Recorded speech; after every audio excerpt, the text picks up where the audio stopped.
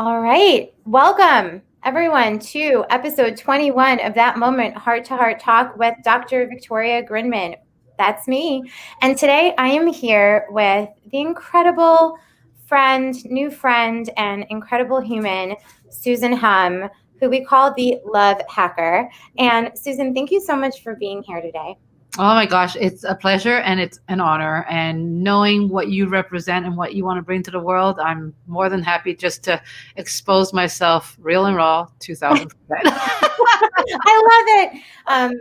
Anytime we talk, it's always so heartfelt. I really do feel so privileged that we have this time to just connect and really share with whoever is listening the immense valuable gold that is within you. And I would love for, you're called the Love Hacker. And I've personally, for everyone out there, experienced you in action. And there's something very special about the way that you communicate, the way that you hold space with no judgment. It's just something that is very masterful. And I had the pleasure of living with you for several days straight. And so definitely know that being within you is consistent throughout. So tell everyone, if you can, Susan, who are you in this world? What do you do? How do you contribute?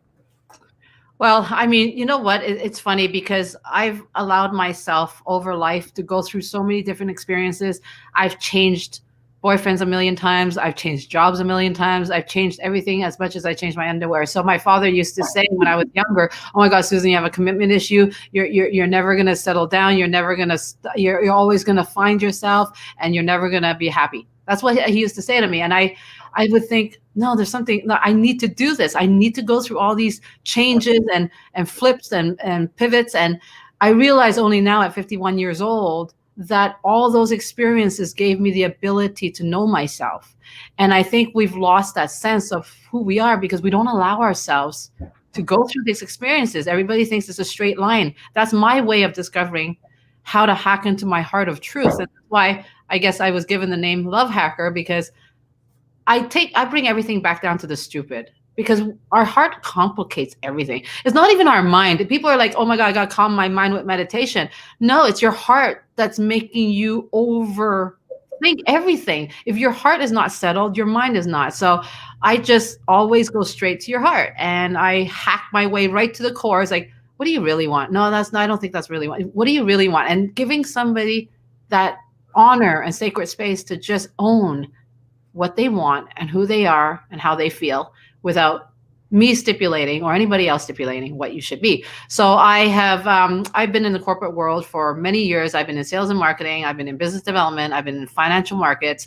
And I retired in 2016 from the corporate world because I'm done with people imposing their systems on how I operate in my life. Right. And as much as I love the jobs that I was in, I only loved it because I was the one that created that world of happiness within any shitty situation in my life, right? So anybody who says they're stuck, I said, no, I was stuck too, but I made the best of what it is. And there is a way of doing it.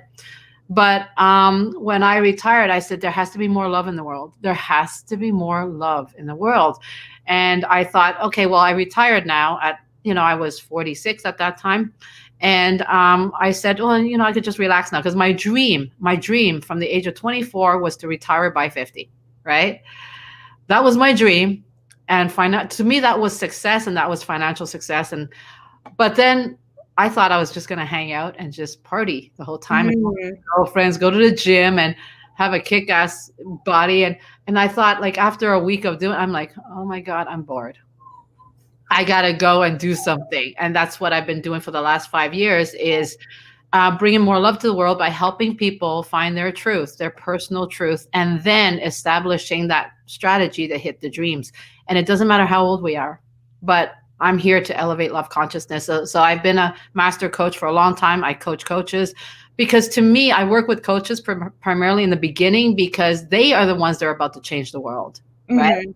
And I saw a lot of coaches suffering in their own journey and trying to help people. So if I wanted to help the millions, I can impact a few and they can help a million.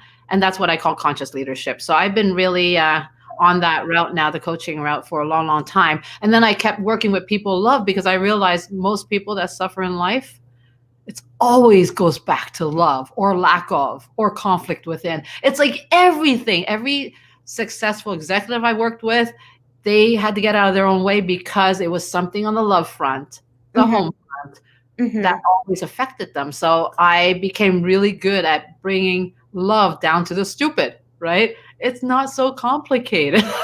Well, many people would listen to this and disagree with you. Love is not complicated. But what do you mean? So can you dig into that a little bit more? I know what you mean because I've had the pleasure of, being gifted, what it is that you give to people. But what do you mean by bringing it down to the stupid? It's simplifying it, but how do you actually do that? Like, how do you actually take something that feels so darn complicated to so many of us and just bring it and reduce it to just what the core, the part that matters? Yeah. So when I say bringing it down to the stupid, because I only make fun of that because it's not easy. It's not simple. It's not, it's not stupid what we feel. But when we get to the truth, we can laugh about it. I mean, how many times have you and I laughed in those 10 days we were together? Because in the end, yes, during the process of really seeing your truth, it's difficult. But within minutes, you're like, oh my God, that was really stupid, right? It's like, yeah, well, when you really think about it, right? Personal growth is something we cannot avoid, right? The only way we could do it with ease is to bring fun into it. I know it's not easy, but we have to laugh our way through the growth. Otherwise, we're never going to get through it, right? How did you learn that? Like, what is it in your own personal history? I happen to know how incredible your history is, but what is it about your personal experiences that have led you to that realization? Because that's not something necessarily, I mean, you can read it in a book, but it's not necessarily something that you can actually live unless you've experienced it, you've struggled through it, you've really tried it on and practiced it. Yeah. Trust has been my major issue throughout my life. I think everybody, but for me, it's really prominent. That it's my journey to being blindsided by so many experts or thought leaders or any space or any person. It was my journey of learning how to trust without carrying the burden of every blind side I've had to go through. And there's nothing more disheartening than me giving my heart to somebody and they couldn't take care of it. And how do you navigate through that without falling trapped to just losing hope in life, right?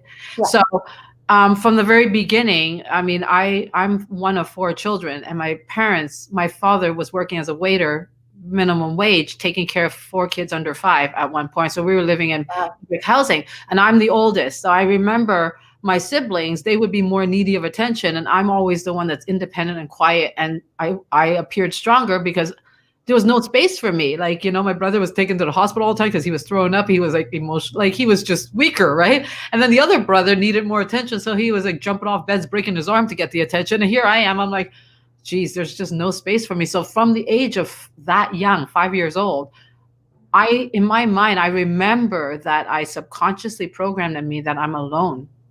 I have to take care of myself because there's no room for me, right? Mm. So, but I didn't realize that until only very recently in the last many years.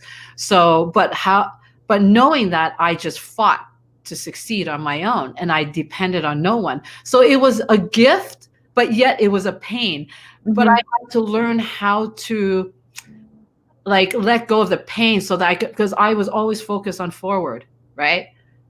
So that's the one measurable thing you can do, is that we all have a story. We all have our pain that stops us from moving forward.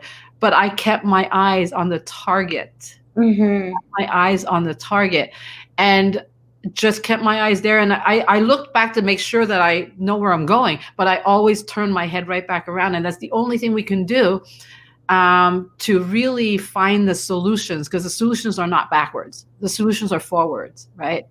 So knowing that, I can't trust anybody, because at that age, I couldn't even trust my parents. They did the best they could, right? But, I couldn't trust them to take care of me because I was, ignored because I didn't need it. And that's why I have such a heart and an empathy and a compassion for anybody who's quiet and they look like they're independent, but yet they need to. And just because the loud ones are out there screaming for the attention, I don't give it to the loud ones. I give it to the ones that are actually quiet. That explains so much about you. Now I get it. And I love that so much. It just resonates because I work a lot with kids, and people always say, "Oh, the quiet one, they're good. They're doing so well."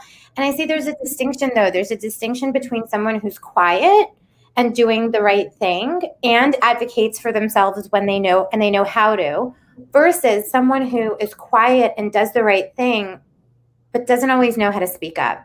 And knowing that distinction and knowing how to listen for it and look for it is so incredible. And you do that because every time I talk to you, I'm like, who are you connected to? You're like, well, I'm connecting with these people who are not loud. They're really quiet, but they're really, really powerful. And I'm always thinking, why those? And now I get why. You really do have a soft spot in your heart for that group of people. And tell me more. What is your thinking around why are those people, the ones that are quieter, they're powerful. We're a powerful bunch. Yeah. So what if it's not our voices that are loud? What is the loud part that's powerful? Your connection with your truth. Because I always say there's noise everywhere. There's only two types of noise, though, that you should be aware of. This is why I break everything down to stupid, because it's always just two. If you just break everything down to just two things to choose from, it doesn't complicate it. But the only things that we have to deal with is noise, right? And the noise is external and internal. Period. There's no other noise. The noise that's outside of us and the noise that's inside of us. But the quiet ones actually are inside all the time, trying to process through that inside noise. So you're so aware of your truth. But then what the pain is from that is nobody hears you.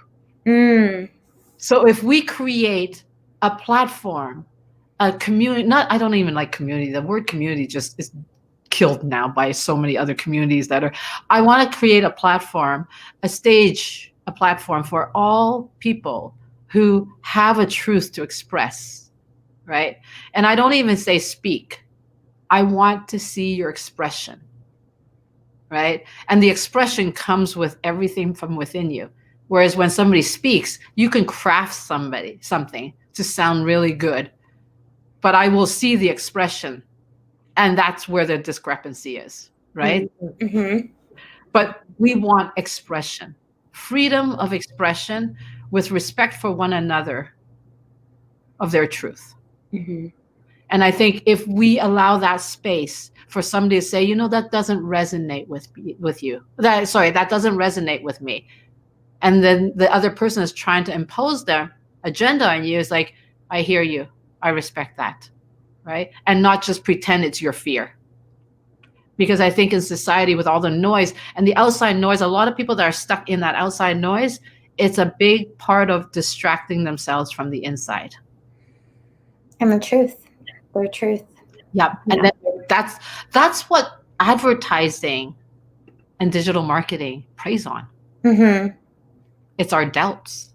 Right? So that's why it's so important for me and significance, the whole concept of significance is all about that, right? It's needing to be seen. Like it's like when my brother jumps off the second part of the bunk just to, lands on his arm and breaks his arm at 3 years old. It's a need for attention and to be loved. There's nothing wrong with that. What is wrong is if you don't recognize that as being a problem. Got it.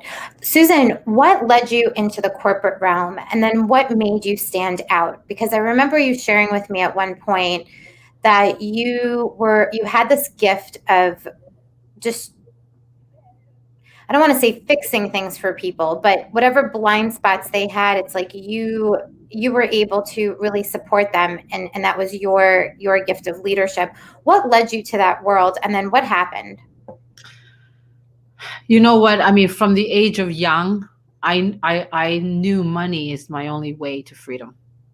But I had to work through the ego and greed and then humanitarian and philanthropy to get to this point where There are certain ones of us that really money is not the driving force. And I think the world has to accept that half the world, money is not the driving force. So how do you monetize people that are givers, right?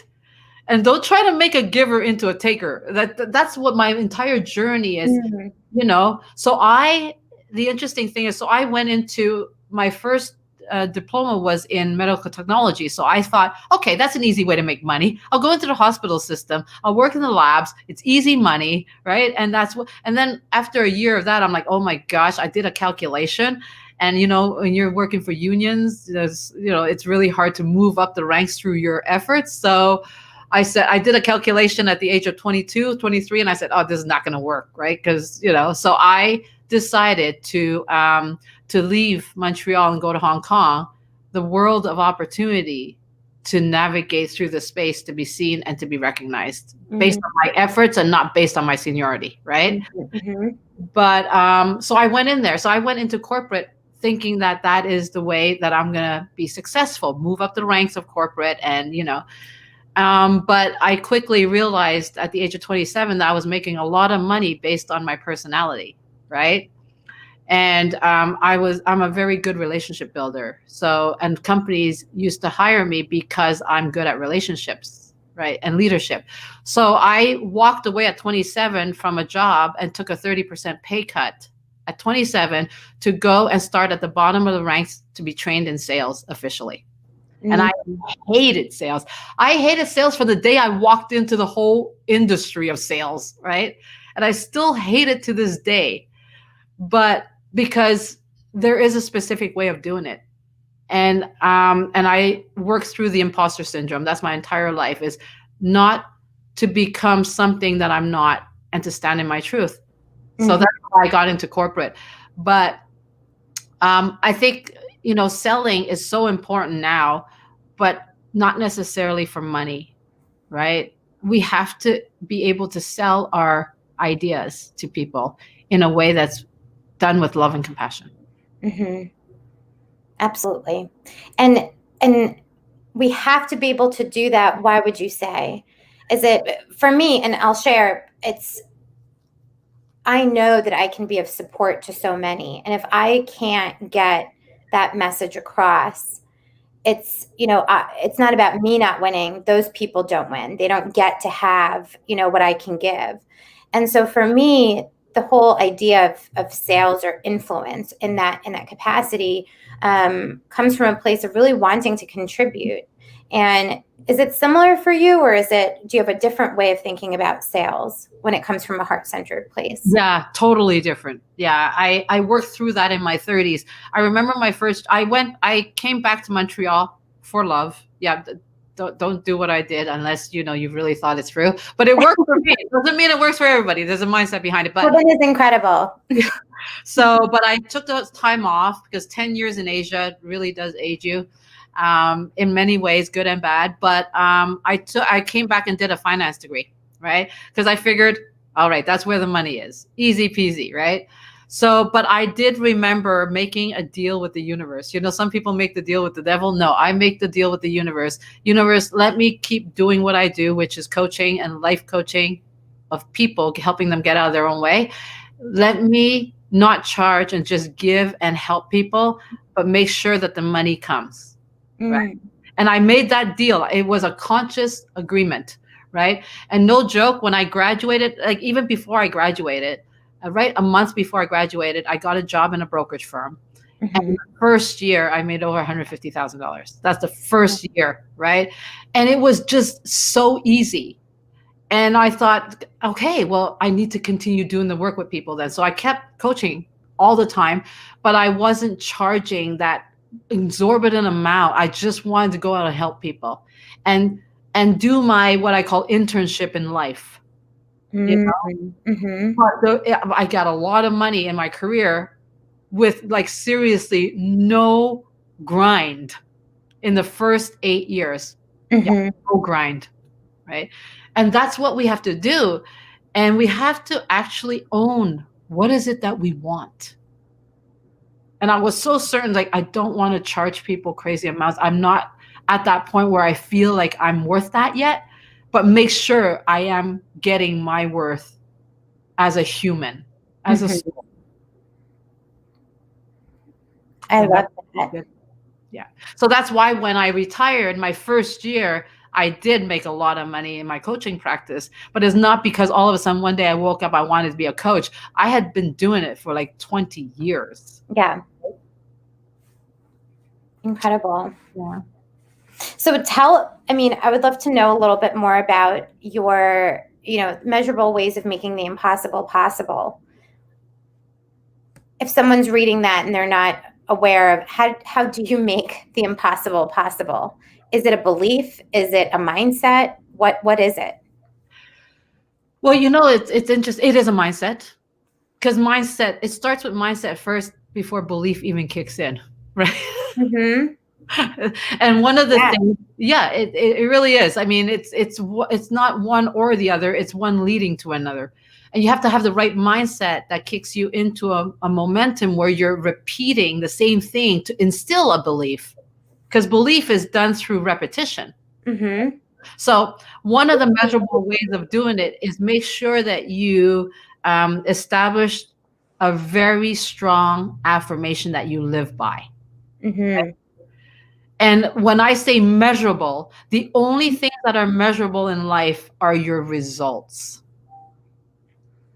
Don't ignore your results, right?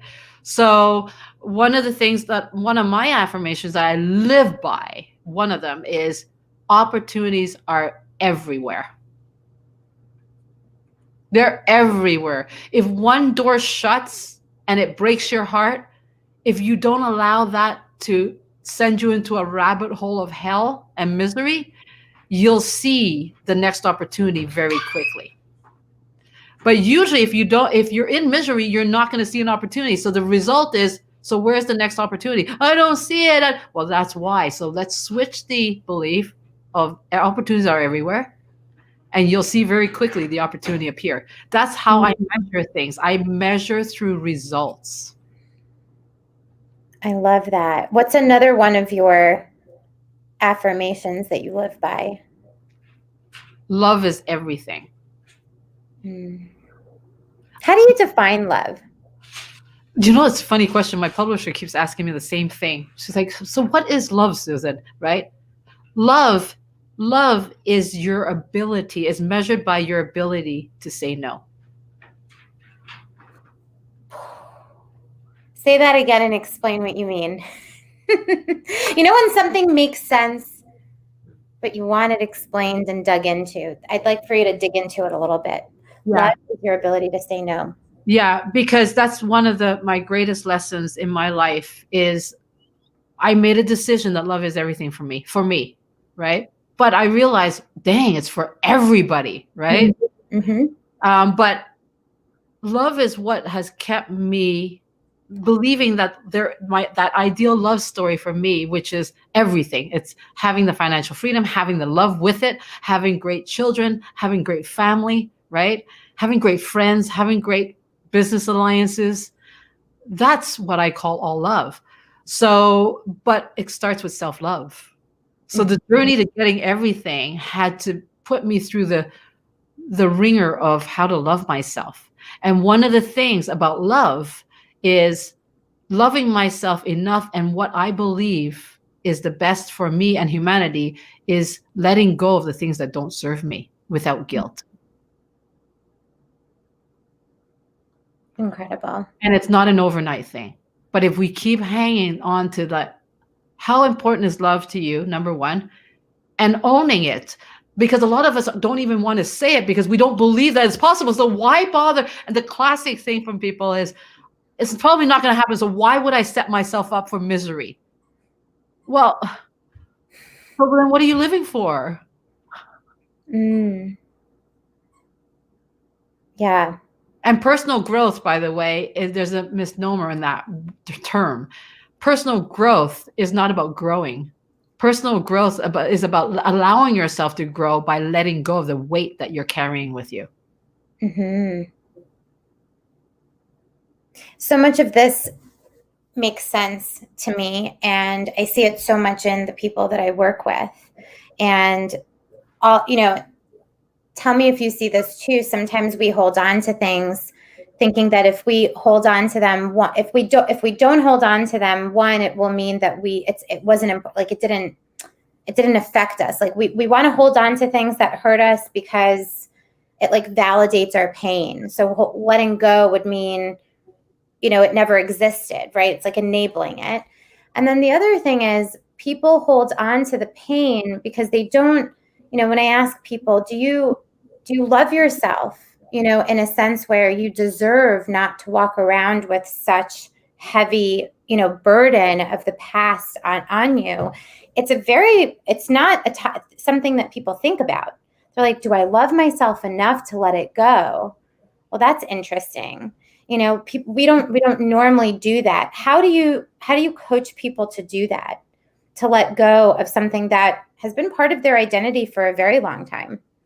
Well, we can't let go if we don't have something else that's pulling us forward. Right? So that's why it's so important to really let us, what I call, soak in that dream. Right? Because once we soak in that dream becomes a part of our fuel. Mm-hmm. And it's actually necessary to help us let go of, because the pain has become our identity. The pain has become a part of us for so long. We've repetitively believed over time that we're not worthy of success or love, right? But that's because it's been repeated so many times in our psyche. So guess what? It's like you're part of that gang now, right? You're part of that gang. And it's funny, I was just talking to a client last night, and I hacked her last year, right? And every time she tries to go back to that gang, her life starts going haywire with things that are like making it difficult for her to establish her past. So I always say, when you hit, and this is the disclaimer that comes with personal development, be careful what you want, because if you want more, then you have to elevate your game. Right? Which is love yourself more, which means every time you love yourself more, it means your life will change. People will move away from you. But it's not, we don't know how to let go of people. I'm writing a book now, and that's a huge part of the book. Every single story has to do with something about letting go of people. And that's the one thing that people have a guilt about. It's like, oh, I feel guilty because that person deserves love just as much as this one. It's like, yes, but there's a trade-off. And that's how, again, it's measurable. There's a trade-off with everything you do. So if you choose to spend your time with somebody who you're not serving because you're not even aligned with them, and they're not serving you, or you're not serving them because you're not even being honest with them, is because you want to let go of them, but you can't. I mean, what kind of relationship is that anyway, right? But what you're trading off is that you're supposed to be with a new tribe that is at your value system now, with all the growth that you've done. But what's happening is the trade-off is you're not giving that person the chance to benefit from you of who you are today. And you're giving to somebody that you're not able to give to anymore. So when we see things from a very logical level, you're going to make the right decision, right? I'm thinking about everything you're saying, and it's bringing the logic to what seems illogical and irrational. It seems very emotional, and I would imagine that people have a harder time doing that. It feels maybe, well, what would you say? Would you say that that's transactional, or is there a way of letting go that honors the relationship and honors the path forward? By being honest. So simple. Just be honest. Like if you and I somehow grew apart, I would have to say to you, listen, I'm doing so many things right now. I don't have that much time because I need to spend that time with the people that we're working together on this. And if you're not ready for it, that's okay too. I love you. And like, rather than it's not, I would rather you say that to me than you sit there and I know that you're bored and you wish that you weren't there, but you're trying to make it work, Mm-hmm. energy is so prominent. Absolutely. Yeah. Just say the truth. Tell the truth. Yeah. Tell the truth. Susan, at what point in your life did all of this start to click for you? Because I can't imagine, that it was always like this, where, it was because your way of coaching and just sharing some of this, and then, saying just tell the truth, the way that you share it, it just lands so significantly, and poignant. At what point in your life did all of that click? Well, probably when I hit 40. Yeah, it was a long journey because I didn't have the Tony Robbins. I didn't come from the area of personal development, right? I chose very specifically to stay away from the noise so that I could really get centered in my truth. And boy, I could write a book on failures. I love failures because to me it's like, wow, at least I know what not to do. And this is one of my favorite quotes is, insanity is the meaning of like repeating the same behavior expecting a different result. It's my favorite. It's like, but if we don't see the negative, how do we change what, and we live in a society is like, just be positive, don't think about the negative things, but it's in our subconscious. So I never believe in ignoring anything. I believe in what I call discernment and critical thinking, right? And that's what we're not taught right now with all the noise and everything, because people are telling us that we have these fears and limiting beliefs, whereas they're not. For women in particular, there's a difference between limiting beliefs and our value system. Yeah. Very big difference. And it's all tied to our personal truth, right? That's why I'm adamant about talking about these strategies. And that's the thing, is you have to have strategy in your life. So that's one of the success factors in helping me achieve my goals and dreams is I had strategy. One of the things you and I talk about quite often, and we've talked about with other women, is the difficulty making decisions. And I mean, we can have a whole talk on that, but did that at some point come to play in your life where you had to make difficult decisions? And is there a hack to that? Like, how do you make difficult decisions when it feels unclear and it keeps you stuck? Yeah, well, I'll give you an example. When I left Asia, I was making a lot of money. I was just about to be promoted, right? And I walked away from everything to come back to nothing for potential love. Kevin I didn't even tell him I was coming back for him. I just did it. And in fact, it was such a ridiculous decision on a logical level that I couldn't tell anybody. Everybody, I just told people, you know what, I'm done with Asia. I'm ready to move on to the next part of my life. I couldn't tell them that I'm giving everything up for something that's very uncertain, right? And so one of the things about decision making is I made the decision, right? And I have to live with the consequences. I don't need anybody to give me advice. I don't need any more information coming in, making me doubt my truth. And I knew that in the end of the day, I'll be okay because I have contingencies. If it didn't work with Kevin, at least I came back and did my degree. I always took care of myself first while I was being motivated and influenced by my dream. Right? So you have to be smart about it too. So just in case, because I can't control what somebody else is going to do. Maybe Kevin's going to do his thing and he's not going to be with me. So I have to make sure I'm okay, but I still held on to that dream. My knowing that we're going to be together. But you see, if I didn't do that, I probably would have destroyed it and we wouldn't be together. Of course. I love that. So the message there is take care of yourself first, right? And then what does that look like? And that's different for everybody. But for you, it was making sure that you had your plan, right? Like contingency. Yeah. Contingency plans. And that's the thing. That's the other thing too, I find really hinders people from making a decision is you're getting too much feedback out there. Don't go out there to look for the answer. Go into your noise first Know what is it that you really want, and then go ask, because you've already made a decision within yourself, Yes. right? But most Yep. of the time, when you've made a decision yourself, you won't need to ask. If you need to ask, it's because you haven't made a decision.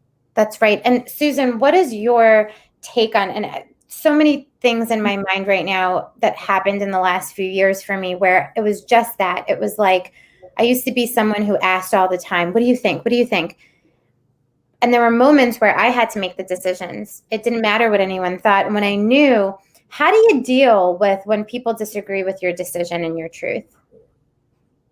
Well, if they disagree with your decision and your truth, that's their opinion. Mm-hmm. They don't know what your life path is. They don't know how many failures you're going to have to go through to find the actual certainty.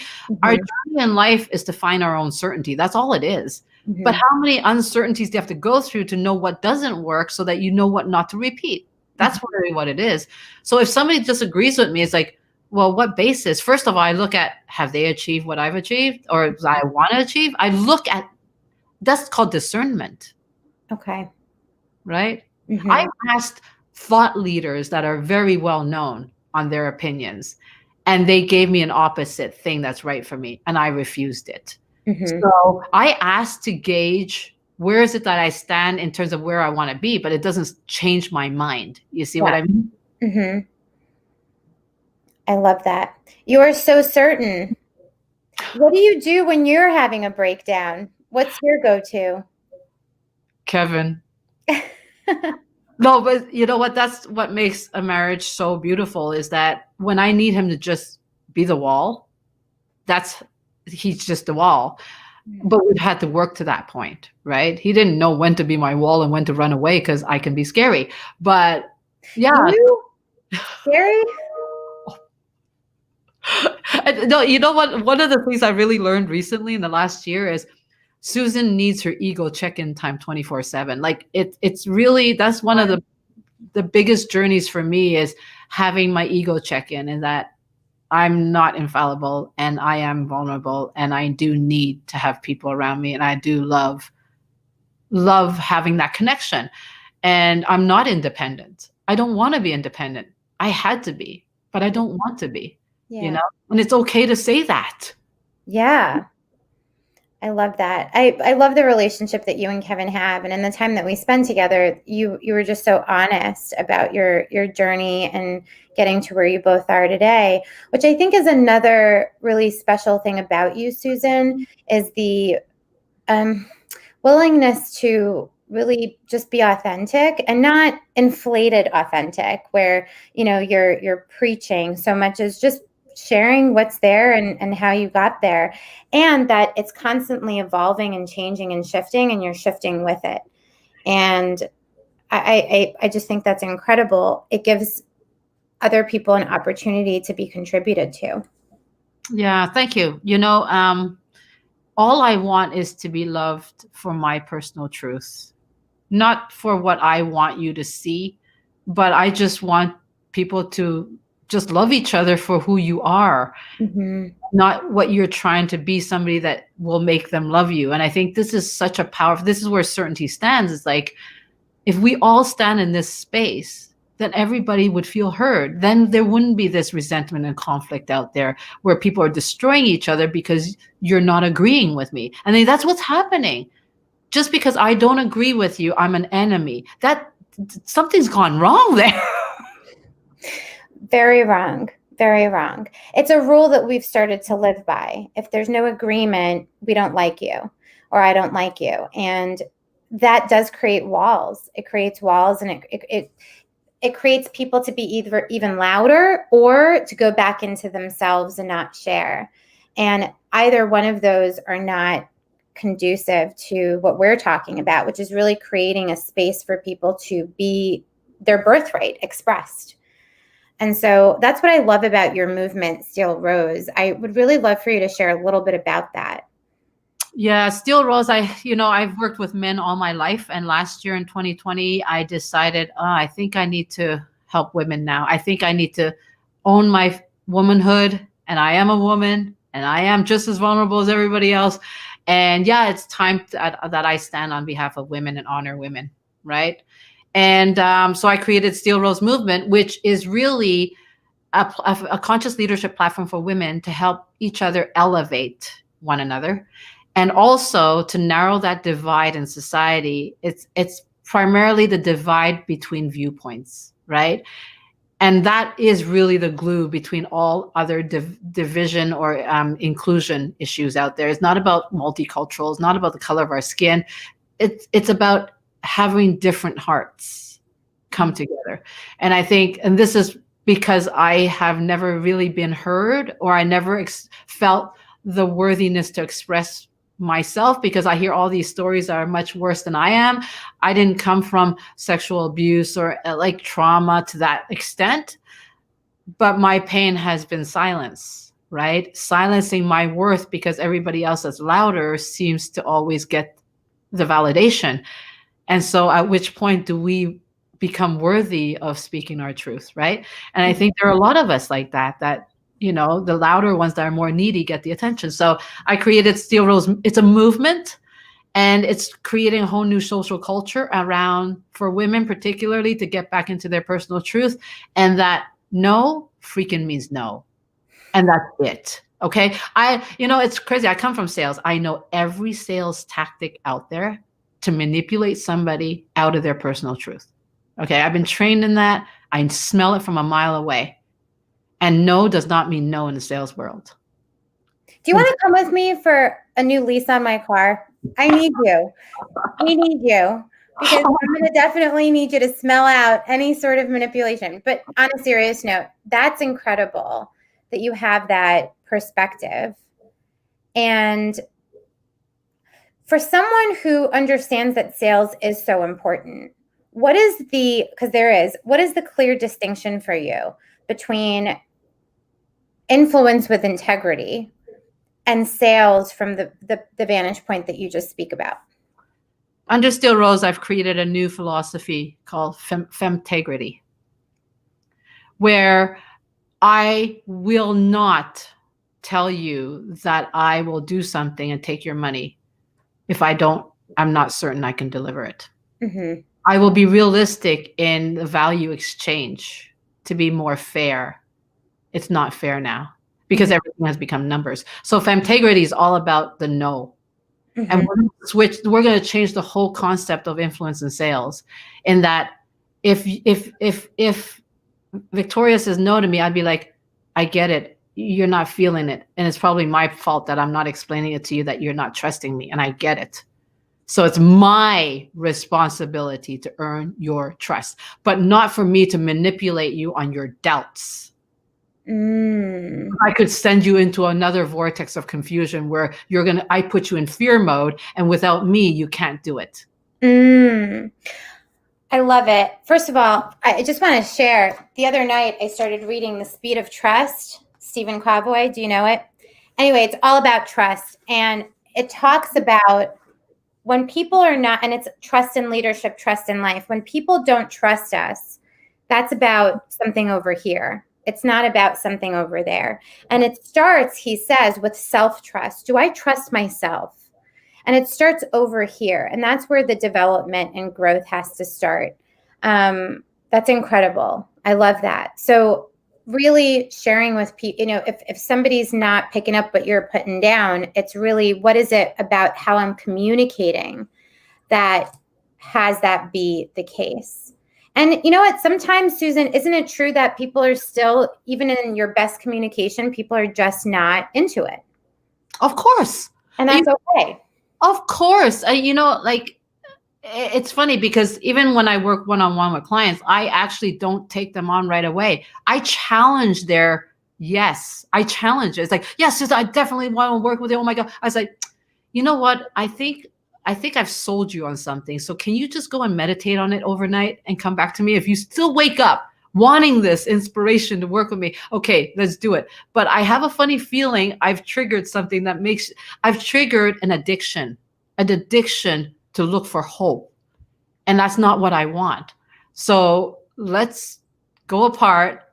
And I will only work with you because of the money I charge. I charge a lot, right? If I only charge $200, okay, whatever. I'll take you to the next little baby step. That's easy. But when you're charging people a lot of money and they are going into debt for you, it's a conscious responsibility of mine.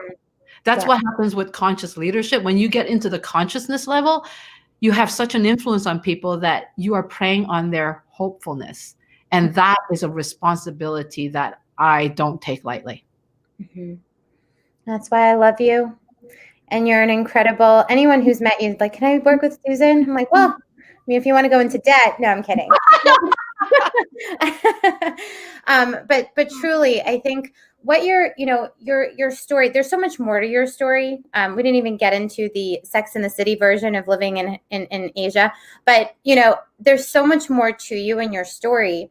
And what I'm left with is an understanding that oftentimes our past really does pave a way for us to live our life, and we learn from that. So your pain became your passion and what you're bringing out into the world in your, what you call retirement. I think this is a new lease on life in a way, because what you're doing is incredible, and you're doing it with such intention. You're really, going forth and collaborating with others that really have the same vision, and they're doing it in different ways and learning how to really collaborate with them, which is really incredible. And you've also provided just incredible ways of measuring, right? So that we can make the impossible, or what feels impossible, possible. And a lot of that, for me, from your talking with you, comes from bringing the, complicated down to the simple, which is so logical, right? And just simplifying things, bringing it down to a level that's understandable, and we can just unpack and be accountable to ourselves, right? So I love everything that you shared. Thank you so much. Oh, you're welcome. No, I'm glad it can help. I mean, everything has to be measurable. I'm all about that. And our results are the truth. Don't ignore the results. Don't be scared to see that you might have made a wrong decision here, because otherwise you'll never know what you need to change. So don't ever give up on our dreams. Don't ever give up on our dreams, and continue to work towards contribution. I love that. Is there a book, a quote, a mantra, anything that you want to leave people with? It's funny, because one of the quotes that I sent to the interview yesterday I did is two of my favorite quotes. One is the insanity one. The other one is it's the Wayne Dyer quote, right? It's be careful about how you see things, because what you see, it will change in front of you. Like what you see, what you choose to see, it will change. Your reality is based on your perceptions, right? It's all perspective. It's attitude. Attitude is probably one of the most underrated things out there in personal development. Your attitude in life will dictate what you see. And that's what I leave everybody with. I love that. Thank you. Thank you. Thank you. Thank you. Susan, we will talk again. I appreciate you being here. Your presence is incredible. Thank you. Honestly, it's an honor. And I hope people take away some simple things to move on with in life, because that's what it's all about. Absolutely. Thank you.